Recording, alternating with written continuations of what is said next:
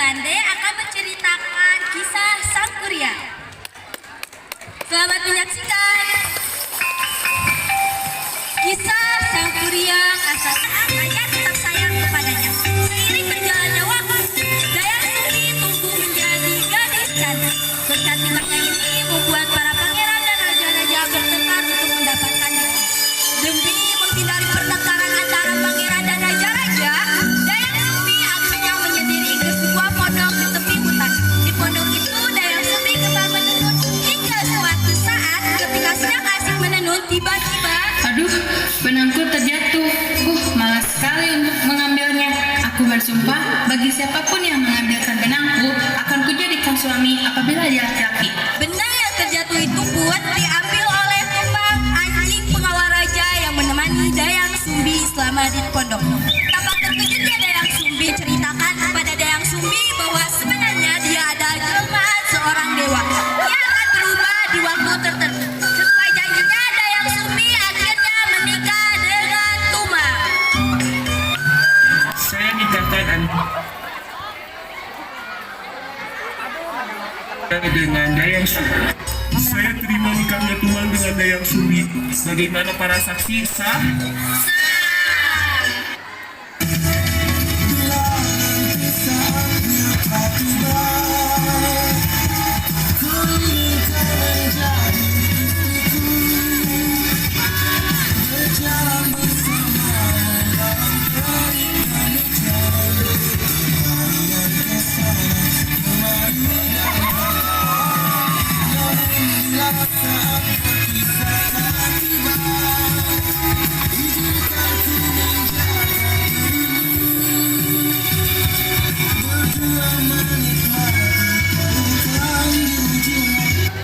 Beberapa saat kemudian, Tentu aku bersedia, Ibu.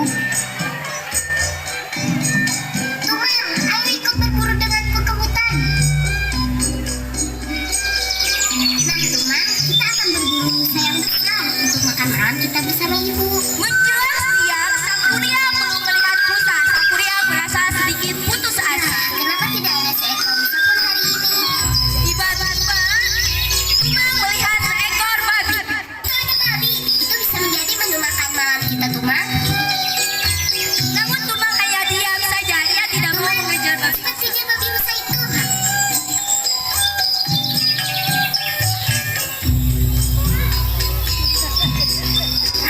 Makan malamku.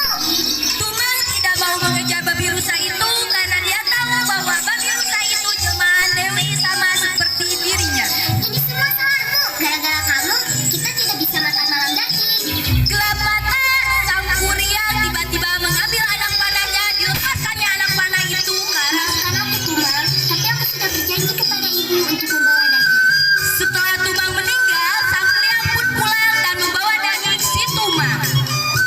Ibu, aku pulang. Oh, Sang Kuryang, engkau dapat daging buruanmu. Ini, Bu. Wah, daging yang besar akan ibu masakkan untukmu. Dan Tumang, lalu gimana Tumang? Maaf, Ibu. Sebenarnya daging ini adalah daging Tumang. Astaga, Sang Kuryang, Tumang! Dayang Sumbi sungguh marah mendengar penjelasan Sang tak sadarkan diri. Dayang Sumbi pun keluar rumah meninggalkan Sang Kuryang. Dia pun pergi di dalam gua di dalam hutan untuk bertapa agar dia awet muda. Sementara itu di pondok, Sang Kuryang siuman dari pingsannya dan tidak menemukan ibunya dimanapun. Ia pun pergi meninggalkan rumah karena kecewa kepada sang ibu karena lebih menyayangi si Tumang daripada dirinya. Beberapa tahun kemudian, Sang Kuryang kecil pun tumbuh dan dipertemukan kembali dengan ibunya. Namun keduanya tidak saling Gadis mengenal. cantik, bisakah kita berkenalan? Sang Kuryang dan Dayang Sumbi pun mengobrol dan mereka pun saling menyukai. Sang Kuryang sangat jatuh hati kepada Dayang Sumbi dan Sang Kuryang pun mengajak Dayang Sumbi agar menikah dengannya. Wahai Dayang Sumbi, kapankah kau menerima lamaranku? Dayang Sumbi bersedia menikah dengannya. Saat hendak menjawab lamaran Sang Kuryang, Dayang Sumbi dikejutkan oleh bekas luka yang ada di dahi Sang Kuryang. Wahai Sang Kuryang, bekas luka apa ini? Bekas luka itu dulu aku dipukul oleh ibuku karena aku membunuh si Tumang. Jadi kita tidak bisa bisa menikah, tidak bisa bersama. Kenapa? Karena kau sebenarnya adalah anakku. Kau bercanda. Mana mungkin, bagaimanapun aku akan menikah denganmu. Kau sungguh keras kepala. Baiklah, jika kau benar-benar ingin menikahiku, ada 2 permintaan, yaitu buatkan aku kapal dan sebuah bendungan dalam 1 malam. Baiklah, aku akan mewujudkan keinginanmu. Tanpa diketahui Dayang Sumbi, sang ayah tidak mau menikah dengan anaknya sendiri. Doa Dayang Sumbi dikabulkan malam itu. Tiba-tiba berjalan dengan cepat, matahari tiba-tiba menyingsing, para jin kabur meninggalkan kapal yang selesai. Kau tidak bisa memenuhi permintaanku, kita tidak bakal menikah. Tidak. Sang Kuria marah dan menendang kapal buatannya. Bentar. Berat, Kapal itu pun terbalik.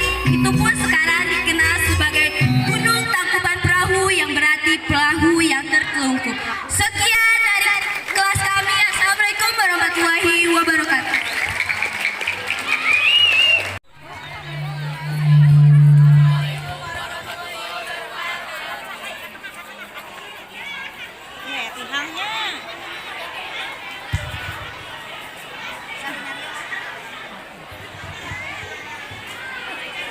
Ya, sekian tampilan dari 9D. Untuk kurang lebihnya mohon maaf. Terima kasih. Assalamualaikum warahmatullahi wabarakatuh. Kami perwakilan dari kelas 9D. Di sini kami akan melaksanakan proyek yang bertema kebinekaan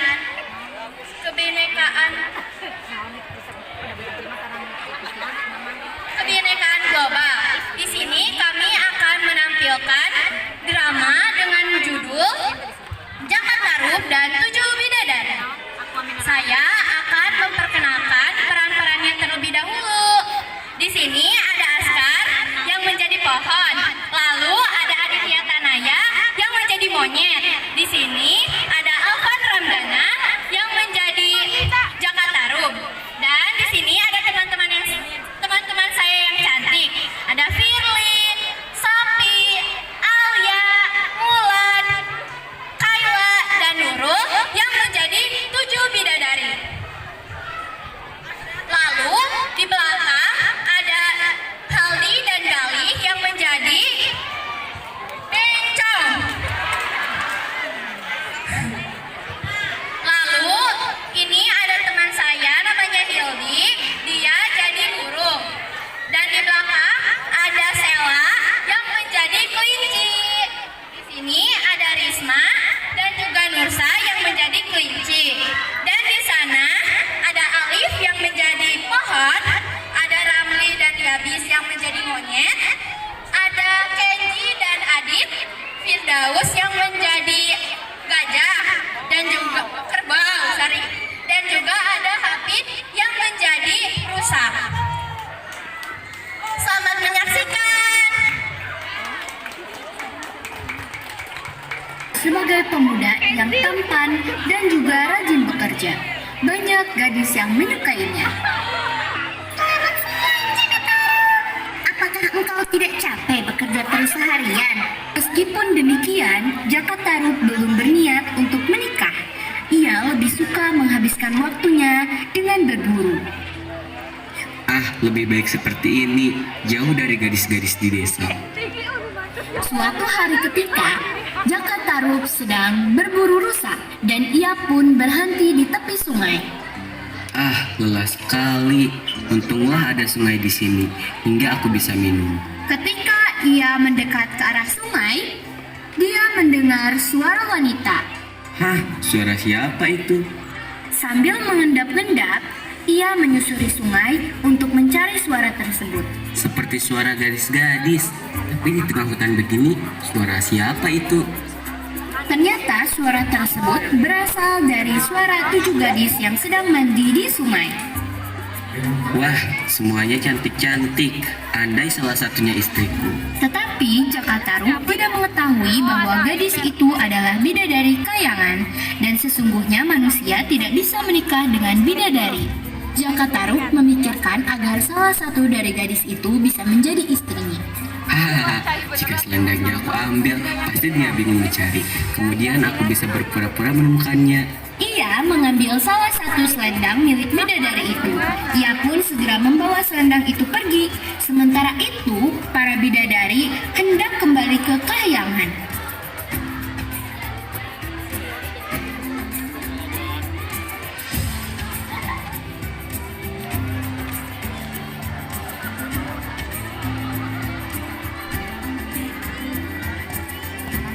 Ratu bersama selendang kalian. Tanpa selendang bagaimana aku bisa terbang dan kembali ke kahyangan? Oh tidak, matahari akan terbenam. Kita harus bergegas pergi ke kahyangan. Maafkan kami Nawang Wulan, kita harus kembali ke kahyangan. Teman-teman, jangan tinggalkan aku. Maafkan kami Nawang Wulan, jaga dirimu baik-baik. Para bidadari bergegas meninggalkan Nawang Wulan seorang diri. Nawang Wulan sangat sedih, jadi tidak bisa kembali ke kahyangan karena selendangnya hilang. Karena bingung, ia menyusuri jalan setapak hingga ia bertemu dengan Jaka Tarub. Nah, itu salah satu gadis yang di sungai tadi. Pasti sedang mencari selendangnya. Hehe, kesempatanku untuk berpura-pura menelannya. Selamat sore gadis cantik. Kau seperti kebingungan. Ada yang bisa aku bantu? Wahai pemuda, namaku Nawang Wulan. Aku sebenarnya bidadari kahyangan, namun aku kehilangan selendangku sehingga aku tidak bisa kembali ke kahyangan. Jaka Tarub terkejut, tidak menyangka ternyata gadis cantik itu adalah bidadari. Apa? Gadis itu adalah bidadari. Selendangnya tidak akan kukembalikan supaya dia tidak bisa kembali ke kahyangan. Namaku Jaka Tarub. Sungguh malang nasibmu. Daripada kau bingung mencari selendangmu, tinggallah di sini bersamaku. Baiklah Jaka Tarub, terima kasih. Kau sungguh baik hati. Ada yang mengganjal. Persediaan padinya hampir selalu memenuhi ruangan lumbung. Padi-padi ini seperti tidak berkurang. Aneh sekali. Suamiku, aku akan pergi mencuci dulu sebentar. Oh iya, jangan sesekali kau buka lumbung bungkusan nasi yang sedang kumasak ya. Baiklah. Sepeninggal Nawang Wulan, Jaka Tarub menuju ke dapur. Ia hendak periksa nasi rebusan istrinya itu. Sebenarnya apa isi kukusan ini? Kenapa dia selalu melarangku untuk membukanya? Karena penasaran, Jaka Tarub membuka kukusan nasi itu. Berapa terkejutnya, di dalam kukusan itu terdapat sebuah biji padi. Hah? Istriku hanya memasak satu biji padi saja. Pantas saja padi tidak berkurang. Suamiku, kenapa kau melanggar perintahku? Sebelum nasi itu matang, tidak boleh ada manusia yang melihatnya. Akibat kelakuanmu ini, kesaktianku membuat nasi menghilang. Maafkan aku istriku. Karena kesaktiannya hilang, Nawang Wulan harus niat tertuju pada suatu yang tak asing di matanya. Betapa terkejutnya. Ternyata itu adalah selendang yang selama ini ia cari. Ternyata selama ini suamiku yang menyembunyikan selendangku. Tega sekali dia. Ia pun segera menemui suaminya. Jaka Tarub, ternyata selama ini kau telah membohongiku. Sungguh tega. Aku akan kembali ke kahyangan. Tunggu, jangan pergi. Bagaimana dengan nasib Nawasi?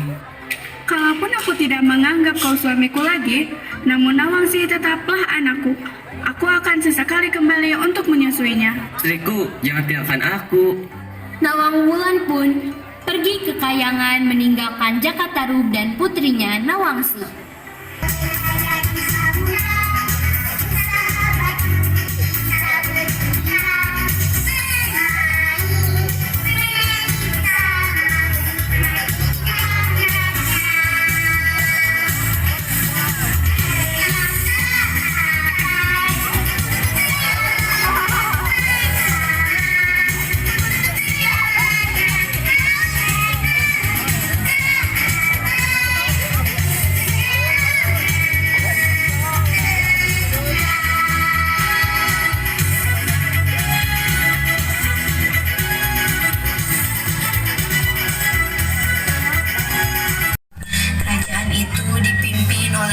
Baka yang adil dan tegas.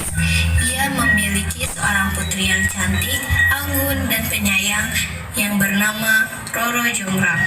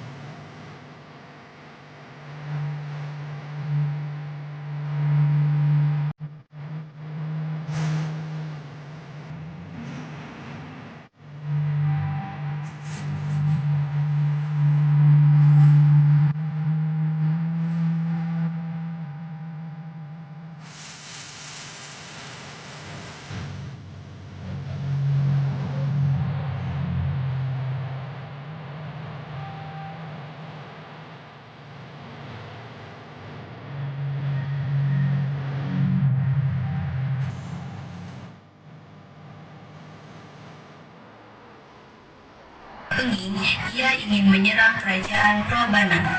Raden Bondowoso putraku, kemarilah. Iya, ada apa memanggil? Segeralah engkau bersiap-siap untuk menyerang kerajaan Prabanan. Apa yang harus saya perbuat, wahai Gusti? Sebaiknya kita atur strategi untuk menyerang kerajaan Prabanan terlebih dahulu. Keesokan harinya, berangkatlah Raja Pengging dan Bandung Bondowoso beserta para prajurit ke Prambanan. Sesampainya di kerajaan,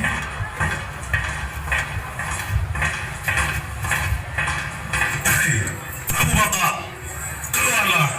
Mari kita bertarung. Mari kita tunjukkan siapa yang paling kuat. di dalam kerajaan Prambanan, Wah, ada apa ini di kerajaan? Sepertinya ada yang menyerang kerajaan kita, wahai ayahku. Iya, Baginda. Kerajaan kita sedang diserang kerajaan Pengging. Dan prajurit kerajaan banyak yang sudah terbunuh. Baiklah, buat pertahanan sekarang. Prabu Baka pun keluar menemui pasukan kerajaan Pengging. Aku akan menguasai seluruh kerajaanmu agar aku menjadi orang yang hebat dan kuat. Tidak semudah itu. Apabila kau ingin menguasai kerajaanku, langkahi dulu mayatku. Aku tidak takut. Aku akan kalahkan kalian semua. Kau benar anakku. Prajurit, serang!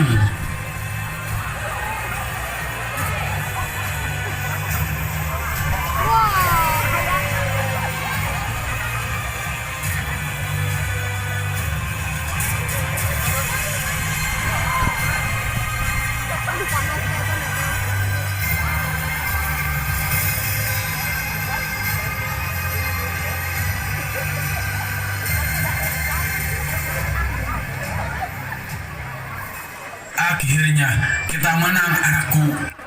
Iya ya. Di dalam kerajaan, dan putranya telah menghabisi kerajaan ini.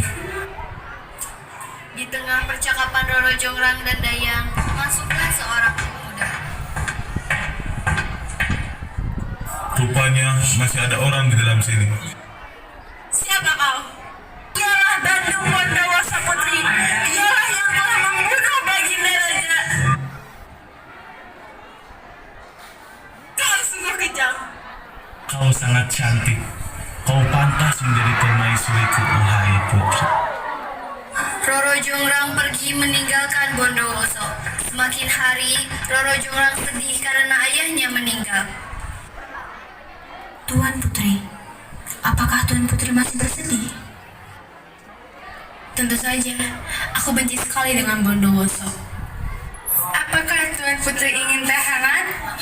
Boleh, aku mau. Tiba-tiba, Bondowoso menghampiri Roro Jongrang. Wahai Roro Jongrang, mengapa kau sendiri? Di mana dayangmu? Dia sedang membuatkan teh untukku.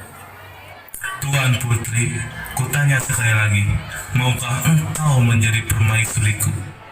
Lalu datanglah Dayang dengan membawa teh. Dayang, apa yang harus aku lakukan? Aku muak mendengarkan pertanyaan itu. Tuan Putri, kalau saya boleh saran, sebaiknya Tuan Putri memberi syarat yang mustahil ia dapat penuhi. Kalau ia gagal, dia tidak dapat menikahi Tuan Putri. Kira-kira syarat apa yang harus saya berikan? Lebih baik ikuti kata hati Tuan Putri. Bagaimana Putri? Baiklah, aku mau. Tapi ada syarat yang harus kau penuhi terlebih dahulu. Syarat? Apa syaratnya Tuan Putri? Kau harus membuatkanku 1000 candi dan 2 buah sumur dan harus selesai saat matahari terbit. Baik, aku terima persyaratanmu. Bondowoso menghampiri ayahnya dan meminta bantuan memanggil jin untuk membantu menyelesaikan persyaratan dari Roro Jongrang. Bantuan apa anakku? Bisakah ayah memanggilkan beberapa jin untukku? Untuk apa jin-jin itu? Untuk membangun 1000 candi dan 2 buah sumur. Aku harus memenuhi syarat itu agar aku bisa menikahi Roro Jongrang. Baiklah, akan kupanggil untukmu. tolong kau buatkan aku 1000 candi dan 2 sumur dalam waktu 1 malam. Baiklah, akan kami laksanakan. Jin memanggil beberapa temannya untuk membuat 1000 candi dan 2 buah sumur. Tengah malam sudah hampir selesai. Dayang mengetahuinya kemudian melapor kepada Roro Jonggrang. Apa? Aku harus mencegah untuk berhasil menyelesaikannya. Tenang Tuan Putri, pasti ada jalan keluarnya. Baiklah Dayang, bangunkan dayang-dayang yang lain sebelum fajar dan suruh mereka membakar jerami dan menumbuk padi di lesung serta taburkan bunga-bunga yang harum baunya. Baik Tuan Putri.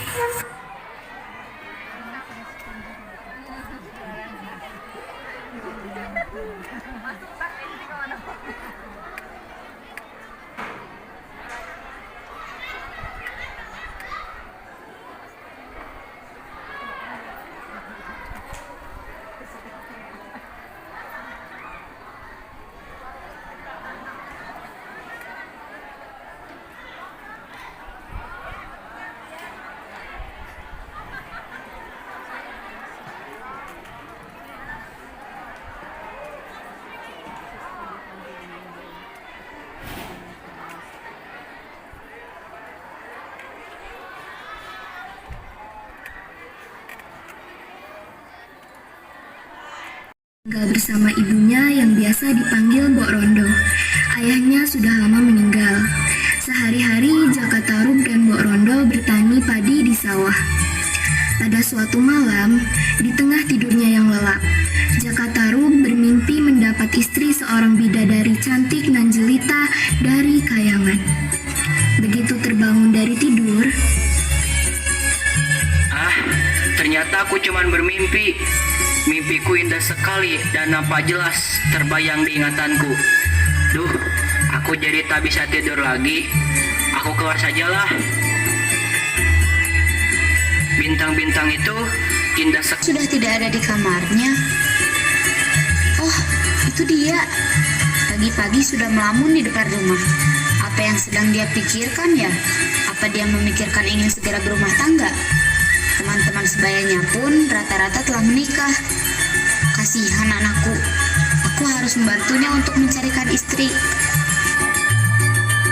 siang hari ketika Mbok Rondo sedang berada di tanah, Oh, mengapa anakmu hingga saat ini belum menikah juga? Aku berniat menjodohkan anakmu dengan anakku yaitu Laraswati.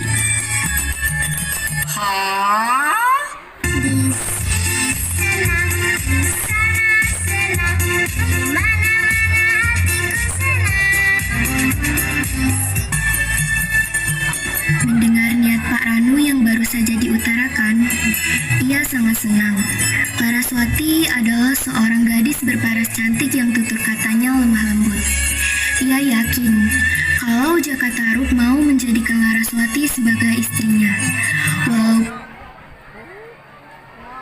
Hati-hati ya nak. Semoga saja Jaka membawa seekor menjangan yang besar yang bisa dipakai makan untuk beberapa hari ke depan. namun sayang, begitu Jaka Tarub sedang berjalan pulang membawa hasil buruannya, tiba-tiba datang seekor harimau menyerangnya dan membawa menjangan itu pergi.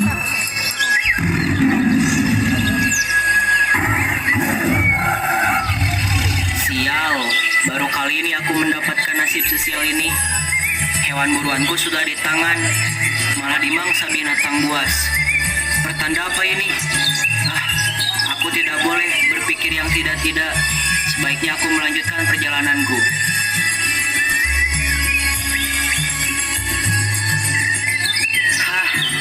Aku capek sekali.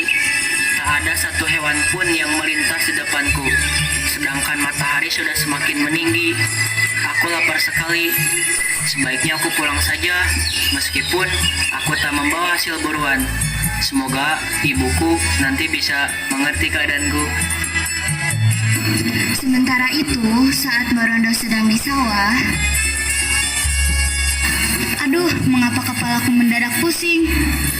Waduh, apa yang terjadi pada Mbok Rondo? Pak, lihatlah apa yang terjadi pada Mbok Rondo. Iya, apa yang terjadi Lebih baik kita bawa saja ke rumahnya. Iya, ayo.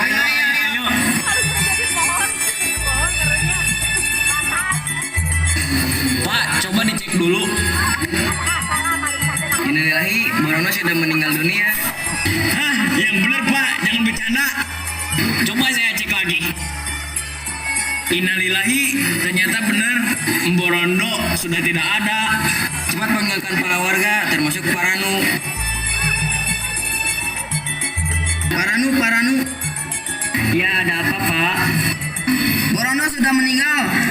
Kenapa Borono bisa meninggal? Tadi lagi di sawah, dia langsung pingsan, Pak. Hah, ayo kita ke sana, Pak. Ketika Jakatarup mulai memasuki desanya, Jakatarup heran karena banyak orang yang memandangnya dengan tatapan aneh. Ada apa ya? Kenapa banyak orang yang jalannya tergesa-gesa dan mereka melihatku dengan pandangan yang aneh? Tidak usah aku pikirkan. Aku sudah lapar. Aku ingin cepat pulang dan sampai di rumah.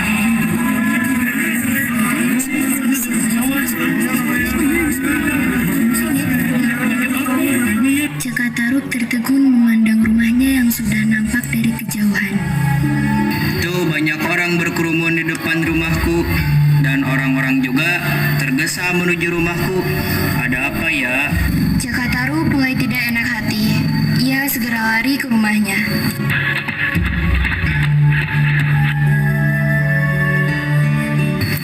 Ada apa ini? Sabar ya nak, ibumu sudah meninggal dunia. Sesaat kemudian, Ibu jangan tinggalkan aku, Ibu. mata Jakatarup langsung tertuju pada sesosok tubuh yang terbujur kaku di atas dipan di ruang tengah. Beberapa detik kemudian, Jakatarup menyadari kalau ibunya setelah meninggal. Jakatarup tak sanggup menahan air mata. Inilah arti atas firasat buruk yang dirasakan. Coba cari air. Tak lama kemudian, Nah, akhirnya aku menemukan danau Toyawening. Tapi sepertinya aku mendengar suara gadis-gadis yang sedang bercanda gurau. Tidak mungkin. Itu cuma hayalanku. dengan mengendap-endap, Jakatarup melangkahkan kakinya menuju danau Toyawening. Suara tawa gadis-gadis itu makin jelas. Jakatarup mengintip dari balik pohon besar ke arah danau. Ada 9 gadis cantik. Jakatarup pun mencoba mengambil salah satu selendang dari mereka. Akhirnya aku mendapatkannya. 9 bidadari itu pun akan segera kembali ke tempat asal mereka. Tetapi ada salah satu dari mereka yang sedang kebingungan.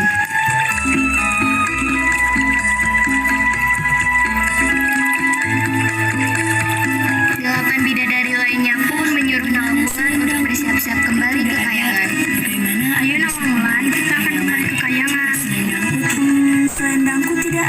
Niat buruk tidak akan berakhir dengan bahagia. Berusahalah untuk terus bersikap jujur dalam meraih sesuatu.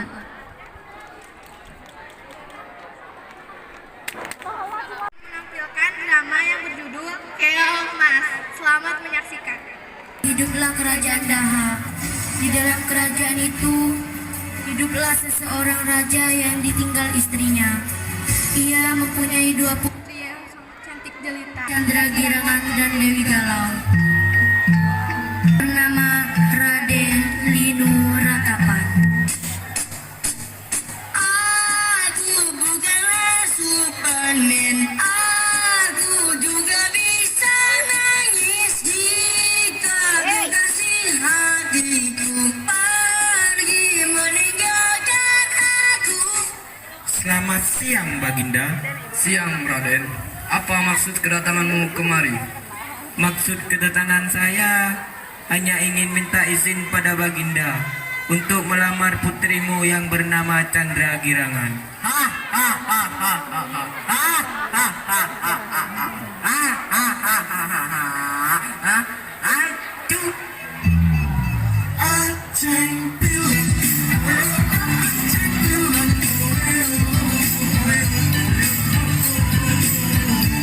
Dirimu sungguh berani pada diriku.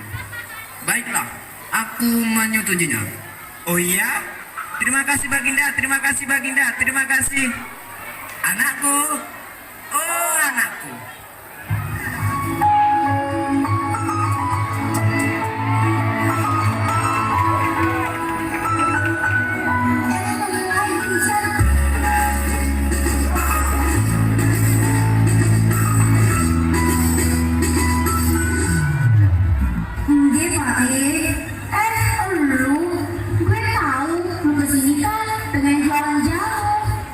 Sorry ya kau, itu nggak level bagiku. Butuh levelnya jadi tukang make up di salon-salon. Terus lu ngapain di sini? Aku tuh pengen ngelamar Putri Chandra Girangan.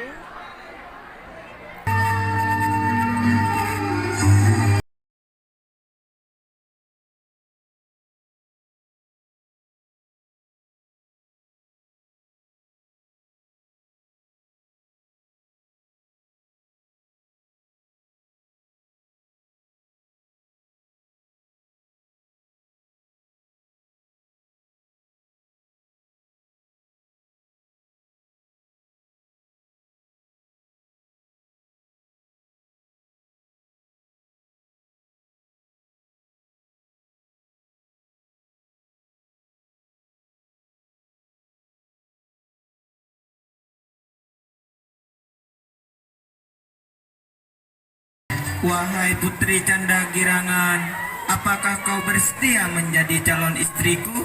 Oh lala, cetar membahana badai. Raden, apa kamu yakin? Aku kan lebih cantik daripada dia. Maaf Dewi, aku wis kadung cinta sama Putri Chandra Girangan. Tapi Raden, Gimana Putri? Kamu mau kan? Apapun yang kau minta pasti akan kuberi. Mati pun aku rela demi kamu. Hah, masih kuyon po oh. Ya wis, aku gelem. Sip, ayo warga-warga ngumpul. Raden Lino mau tunangan loh. Tak itu membuat Dewi Galau merasa iri pada Putri Chandra Girangan. Ia merasa dirinya yang lebih cocok untuk mendampingi Pangeran Lino. Oleh karena itu, Dewi Galau pergi ke rumah nenek sihir. Dia meminta agar nenek sihir itu menyihir Chandra Girangan menjadi sesuatu yang... Assalamualaikum, sepeda. Masuklah Dewi, aku tahu kedatanganmu kemari. Kamu pasti kehilangan sepeda kan? Hello, si nenek sotoy ayam banget deh. Nenek, kamu kira aku udah tua apa? Aku tuh masih muda kali.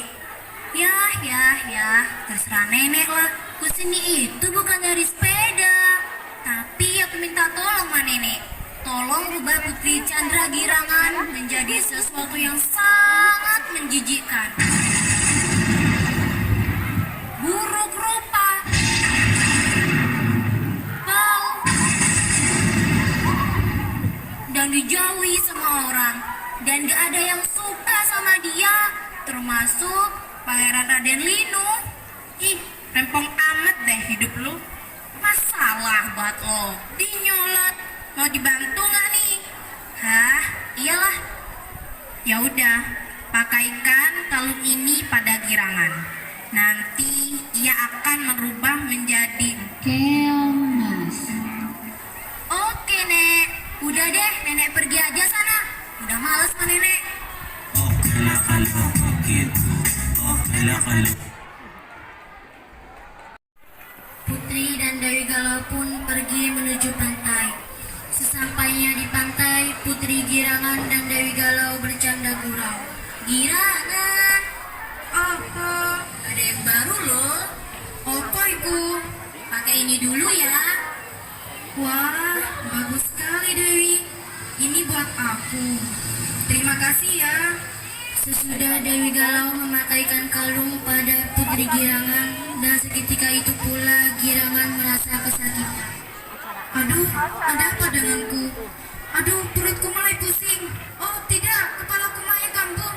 Oh tidak.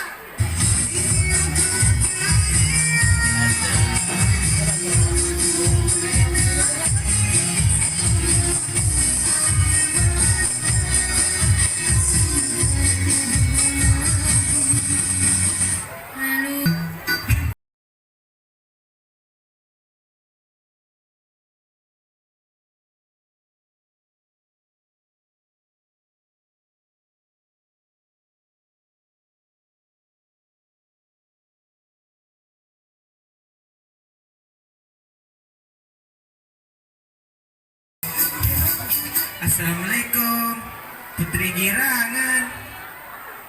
Ya, siapa ya? Oh, ternyata kamu, Raden. Raja, Canda Girangannya ada kagak? Oh, Girangan. Baru aja pergi. Emang kemana Raja? Babe, girangan hilang diambil orang. Akankah aku diberi uang? Oh, Girangan hilang. Hah? Girangan hilang? Kenapa bisa terjadi? Gimana ceritanya? Emangnya kamu tadi itu kemana? Sama siapa? Lagi apa? Terus? Kayaknya sih dia terhanyut. Prajurit! Wah, songong lu. Cari Putri Girangan di pantai. Baik, Raja. Apapun yang Raja perintahkan, kami laksanakan. Udah, pergi dulu sana. Semua orang panik mencari Putri Girangan.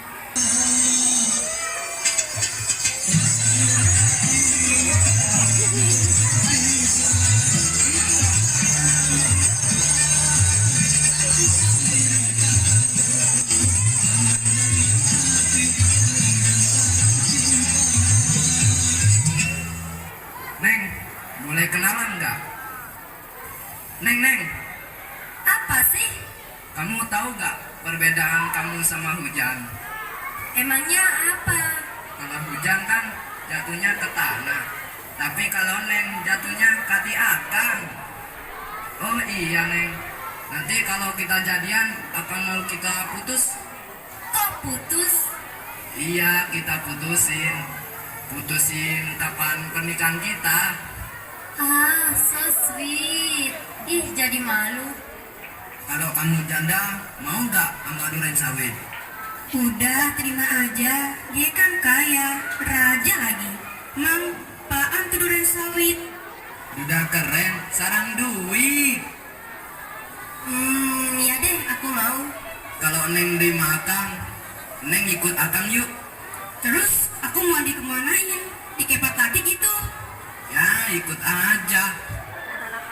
Suatu hari seorang nenek tua sedang mencari ikan.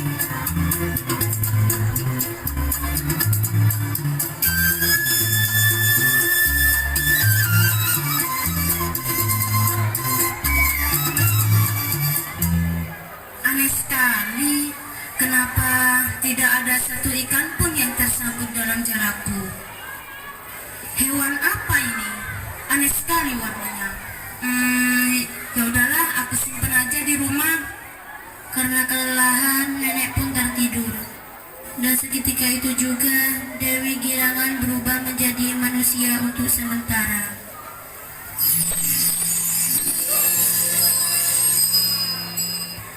Kasihan sekali nenek ini.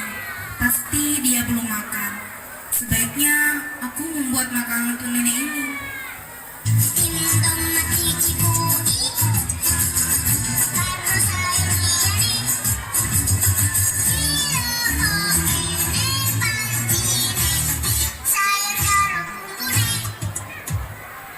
Hayo, siapa kamu?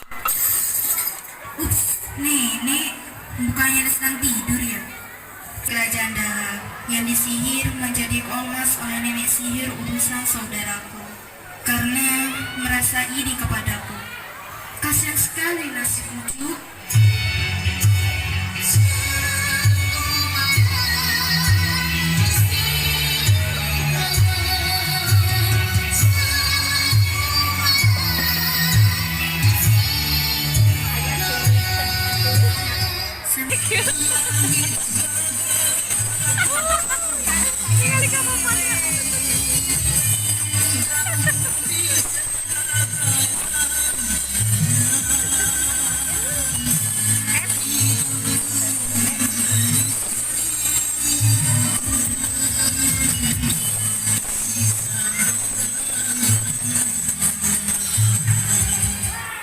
Nah, minta sedekahnya nak. Ini kek buat kakek. Terima kasih nak. Lalu kakek itu memakannya. Nenek sihir pun akhirnya tahu dan menyihir dirinya menjadi seekor gagak untuk mencelakakan Raden Lino. Siapa kamu? Aku tahu apa tujuanmu, Raden. Wah, burung ini hebat. Bisa ngomong, punya kaki. Hidup lagi. Ia menganggap burung gagak itu sakti dan menurutinya. Padahal Raden Lino diberi arah jalan yang salah. Ternyata kakek adalah orang sakti. Ia memberitahu bahwa burung gagak itu nenek sihir. Wahai anak muda, jangan kau turuti nasihat burung gagak itu. Dia adalah nenek sihir yang sangat kejam. Jangan kau ikut campur, kakek tua. Masalah buat lo. Terus aku harus lari-lari sambil bongkar tempat ini sambil bilang wow gitu. Debat lagi. Akhirnya Raden Lino diberitahu di mana Chandra Girangan berada. Dan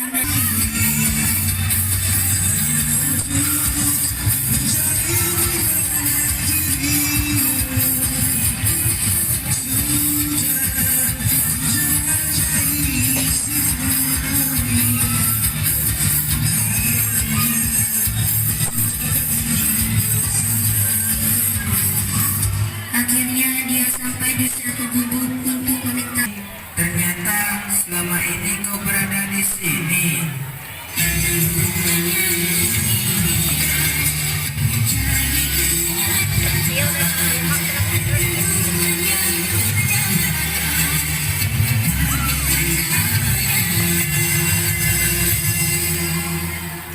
Mengapa kau menghilang, Putri?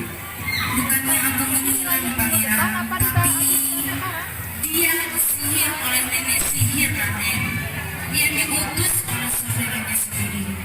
Maksud nenek Dewi Galau. Iya, siapa lagi? Kenapa dia bisa setega ini padamu, Putri? Mungkin dia iri padamu. Kamu harus ikut aku. Lalu nenek, putri, dan Raden Sekejam ini pada saudaramu sendiri. Lalu Dewi Galau dihukum oleh raja. Dan raja menyiarkan pada semua warganya kalau nanti malam akan diadakan pesta kembalinya Putri Girangan. Dan menyiarkan pesta pernikahannya dengan Mak Rempong. Wara-wara, wiri-wiri, wuru-wuru, wiri-wiri, woro-woro. Para rakyat jahat, semua akan diundang oleh Baginda Kertamarta untuk datang pada pernikahan raja dengan Mak Rempong dan pesta pernikahan Putri Girangan dengan Raden Lino.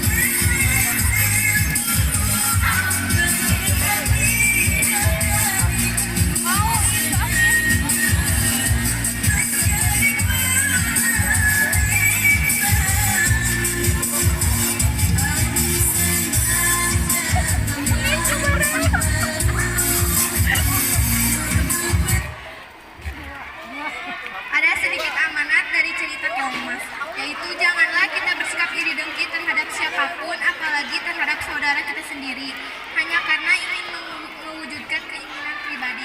Karena setiap perbuatan jahat akan ada balasannya di kemudian hari. Sekian penampilan drama kabaret ini dari 9E.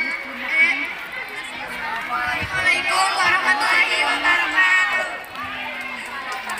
Timun Mas yang berasal dari Jawa Tengah. Selamat menyaksikan. Kan di dalam dekapan hangatnya itu, wanita itu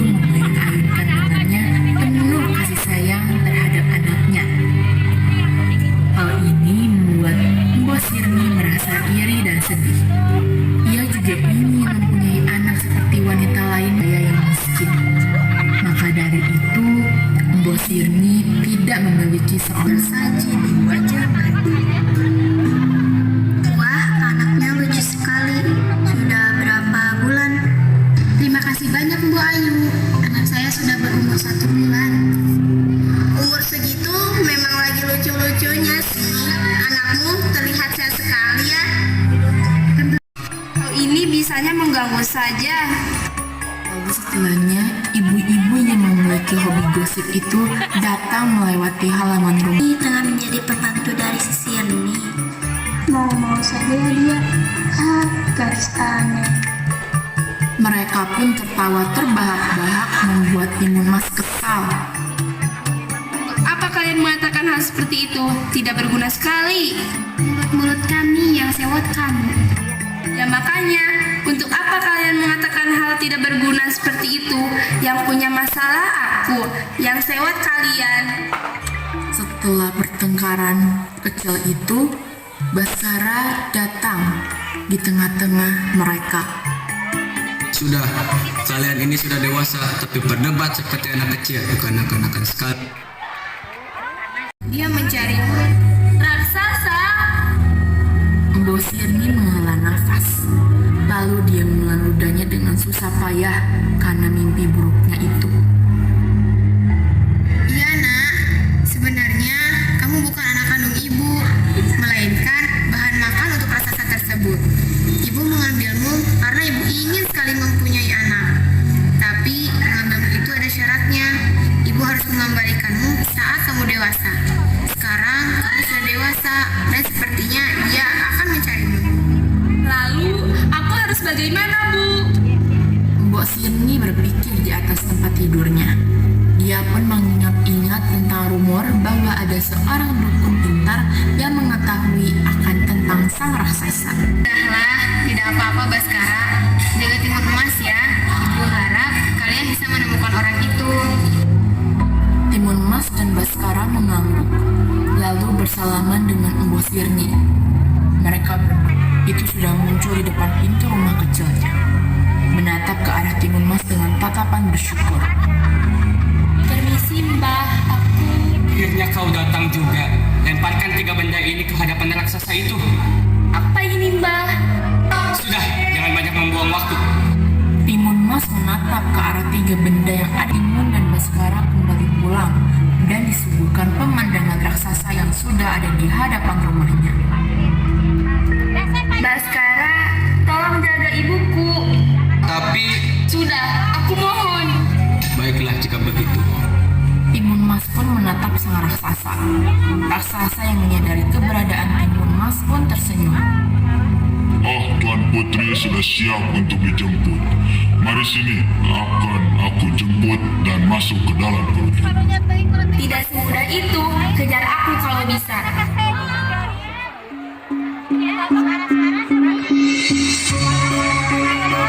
Sekarang, Timun Mas mulai berlari dan dikejar oleh raksasa, membuat kekacauan di tempat sekitarnya karena terinjak oleh raksasa.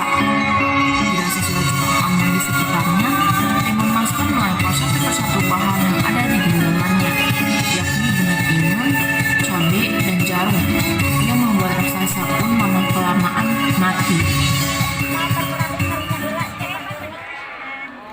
Kita terus berusaha dan berdoa.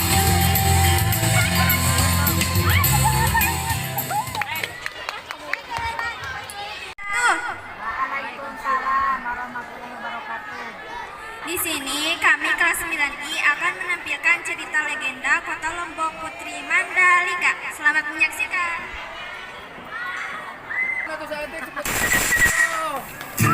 Alkisah pada zaman dahulu kala di pantai selatan Pulau Lombok berdirilah sebuah kerajaan yang bernama Tunjung Bitung.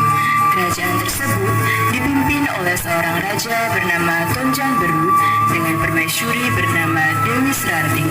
Raja Tonjang Beru mempunyai seorang putri bernama Putri Mandalika dengan parasnya yang cantik, anggun dan bijaksana.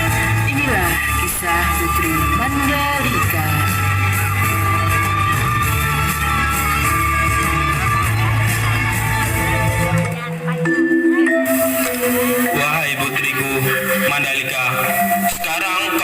semakin dewasa. Apakah kau tidak ingin menikah dan memberikan keturunan untuk kerajaan kita? Iya putriku, jika kau tidak menikah, lalu siapa yang meneruskan kerajaan kita? Iya ayahanda, bunda, akan putri pikirkan terlebih dahulu. Salam hormat Baginda Raja, saya datang membawa kabar bahwa para pangeran yang ingin melamar sang putri telah tiba di halaman kerajaan. Namun, sudah ada tamu di pendopo yang ingin menemui Baginda Raja. Mandalika, sekarang para pangeran dari berbagai negeri sudah berada di halaman kerajaan. Ayah akan pergi menemui tamu terlebih dahulu. Kamu segeralah bersiap diri dengan para dayak. Baik ayahanda, baik ibunda.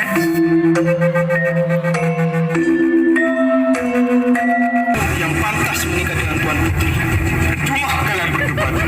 Tuan Putri hanya mau dengan orang seperti itu. Berisik kalian. Mana mau Tuan Putri menikahi pangeran-pangeran lemah seperti kalian. Hanya akulah yang pantas untuk Tuan Putri. Baiklah, daripada kita berdebat, lebih baik kita buktikan saja di dalam siapa yang akan mendapatkan hati Tuan Putri. Putri, sangatlah tampan. Iya putri, saya pun tak sabar untuk melihat. Tapi putri, ketampanan saja tidak menjamin semua kebutuhan putri. Jadi, putri harus memilih pangeran yang paling kaya raya. Kalau Tuan Putri tidak bisa memilih pangeran Tiga, saya ingin menyampaikan bahwa para pangeran yang ingin melamar Tuan Putri sudah tiba di istana kerajaan. Persilahkan mereka untuk masuk kemari. Baiklah Tuan Putri. Hai Putri, aku adalah Pangeran Datu dari Kerajaan Lipun. Aku datang ke sini ingin melamarmu Tuan Putri. Kerajaanku sangat luas dan memiliki kekuatan militer yang kuat. Dan engkau harus menjadi permaisuriku. Tidak bisa. Kau harus jadi permaisuriku, Tuan Putri. Aku terlahir dari kerajaan terkaya. Namaku Mali. Ya, Mali Allah. Aku terlahir dalam kerajaan yang memiliki kekayaan. Bila diri sendiri tidak memiliki ketampanan yang elok seperti itu. Akulah Pangeran Pane dari kerajaan Johor.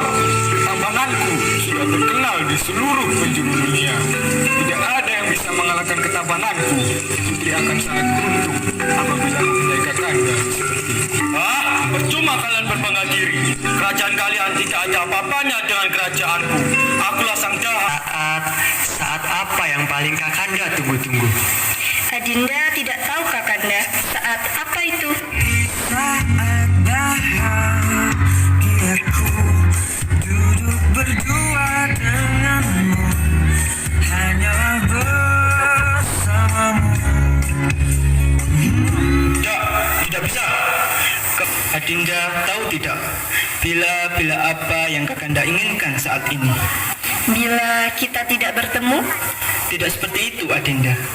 Bila yang kakanda inginkan saat ini adalah Bila nanti saatnya telah tiba,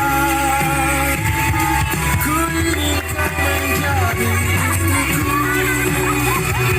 berjalan bersama dalam cerita migran, berlari yang besar, bermain dan tertawa. Namun bila Berpisah dengan Mandalika. Karena akulah yang tetap saat kau berpikir mungkinkah berpaling, akulah yang nanti menenangkan badai agar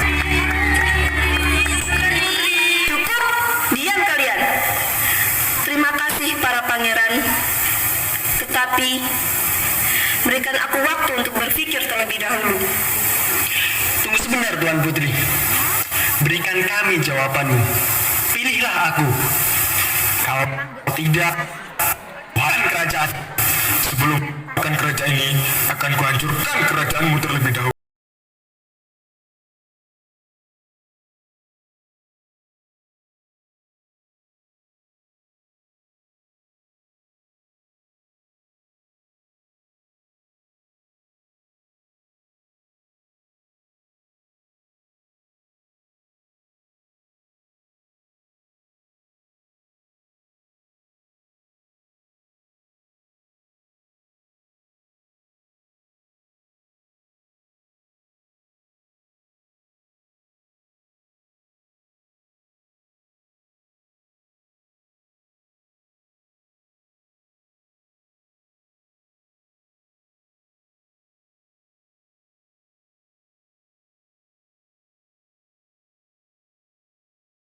Ibunda, Putri bingung. Putriku, ayah tidak akan memutuskan pangeran mana yang ayah terima. Ibu dan ayah akan merestui siapapun pangeran yang kau pilih. Jadi, siapakah pangeran yang kau pilih, putriku? Wahai ayahanda, ibunda, serta semua para pangeran, maafkan aku. Kuharap kalian bisa menjadi pemimpin yang bijak tanpa harus menaklukkan satu sama lainnya. Aku akan menerima semua lamaran kalian, tetapi tidak ada satupun yang akan aku pilih. Maafkan aku, negeri Tunjung Bitu. Aku harus pergi meninggalkan kalian saat ini, karena aku bukan untuk satu pangeran semata. Aku adalah untuk kalian semua. Aku adalah untuk rakyatku dan untuk negeriku. Selamat tinggal, negeriku.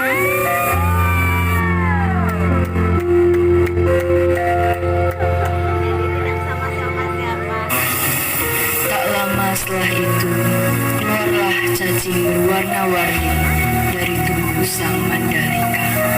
Cacing tersebut dinamai dengan Nyale.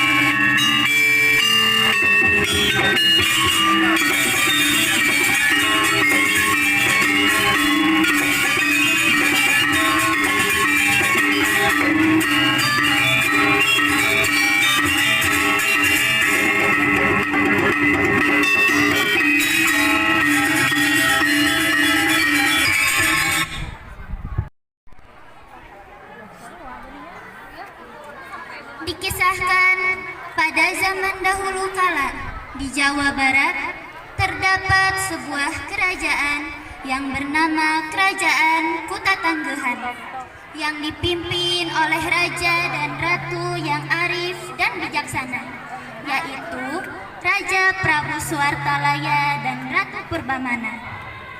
Rakyat mereka hidup aman, tentram, dan damai. Namun sayangnya, sampai saat ini mereka belum dikaruniai seorang anak. Sehingga itu menjadi kegelisahan Sang Prabu Suartalaya dan Ratu Purbamana. Mengangkat seorang anak saja. Tidak, bagi kami anak kandung adalah lebih baik daripada anak angkat. Baiklah, kalau begitu hamba pamit undur diri. Sang ratu masih murung dan bersedih di balkon istana.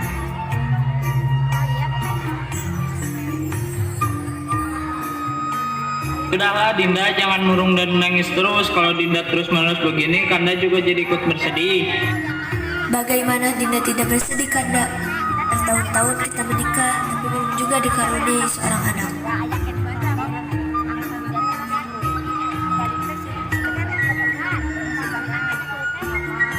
Lalu datanglah penasehat kerajaan.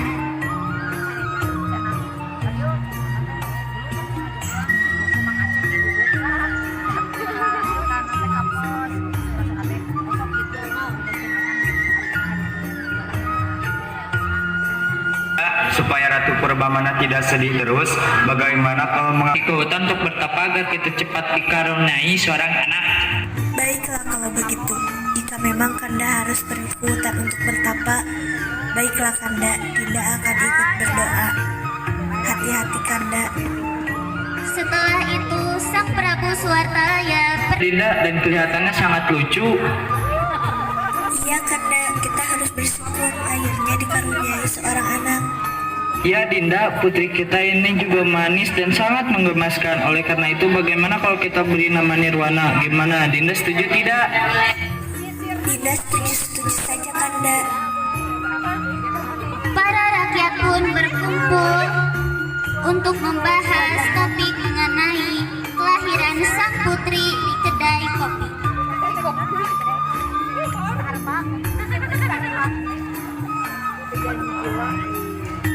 Aku dengar sang ratu akhirnya telah melahirkan seorang putri. Benar, Ratu Purbamana telah melahirkan seorang putri yang sangat cantik. Kalau begitu, bagaimana kalau kita memberikan hadiah untuk merayakan kelahiran sang putri? Bukankah ini suatu kebahagiaan untuk negeri kita? Ya, akhirnya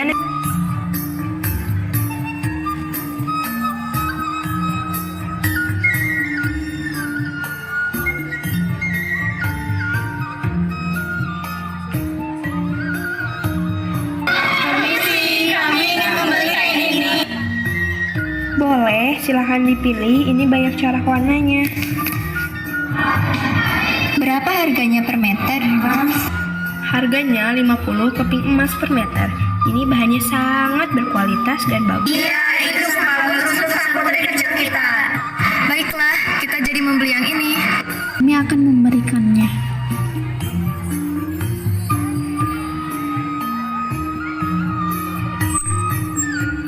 Hendak pergi kemana? Kenapa ramai sekali?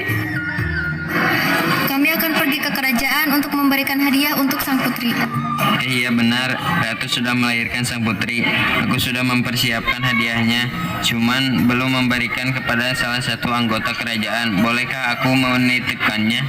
Ya, aku pun ingin menitipkan hadiah untuk sang putri. Haduh, kalian ini.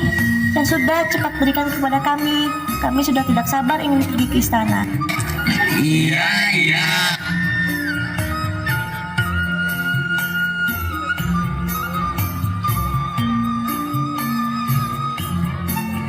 Sesaat sang Prabu Swartalaya dan Purbamana sedang berbahagia, datanglah penasehat kerajaan. Ampun Baginda, ini dari rakyat mengirimkan beraneka hadiah untuk Putri Baginda. Mereka turut bersuka cita dan mengucapkan selamat atas kelahiran Putri Baginda. Rakyatku memang sangat peduli akan kelahiran. Kedua dayangnya.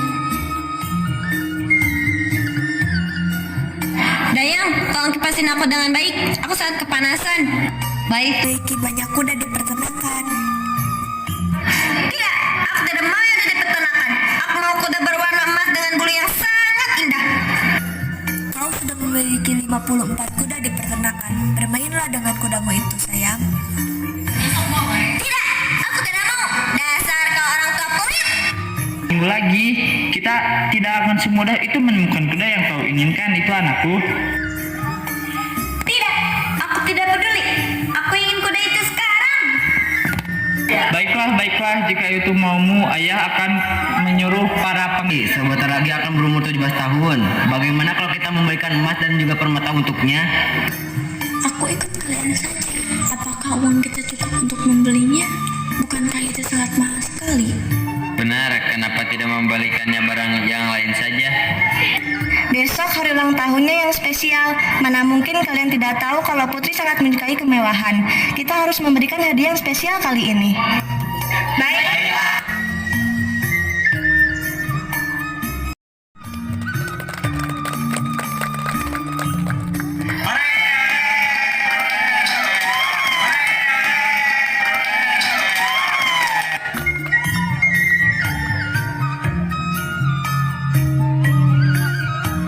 Wah, Putri Nirwana sudah besar juga. Aku tidak menyangka dia akan tumbuh secepat ini. Benar, kecantikannya pun semakin terlihat. Benar, aku jadi sangat iri melihat kecantikan putri itu. Dia sungguh cantik sekali. Andai saja aku jadi dia. Wah, iya, putri itu sangat manis sekali. Dia sangat sempurna. Aku jadi terpikat dengan kecantikan putri itu.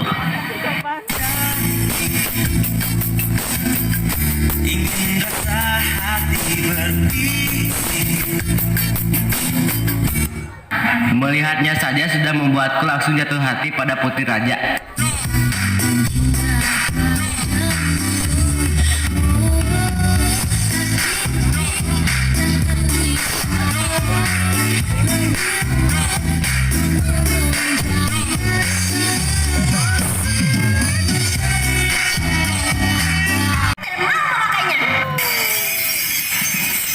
Kalung itu pun rusak. Emas dan permatanya tersebar di mana-mana. Seluruh rakyat yang hadir terkejut atas perilakunya.